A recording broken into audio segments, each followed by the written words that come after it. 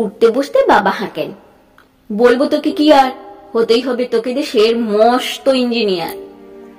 মা তাই শুনে কয়, খোকা তুই আমার কথা রাখ, ডাক্তারিতে হয় যেন তোর দেশ জোড়া নাম ডাক। জেঠু বলেন, কি হবি তুই আমি সেটা জানি, তুই হবি এক নোবেল জয়ী বিখ্যাত বিজ্ঞানী।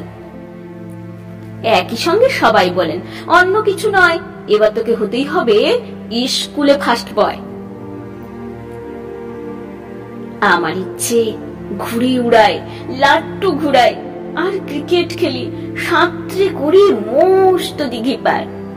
কিন্তু সেসব করতে গেলে সবাই আসেন তেরে, সবাই বলেন মন্দে পড়ায় এক্ষুনি সব ছেড়ে।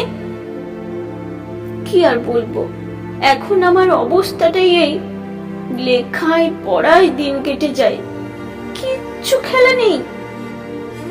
এক একজনের এক এক ইচ্ছে, সবাই দিচ্ছেন তারা, তার ফলে ভাই আমার নিজের ইচ্ছে গেছে মারা।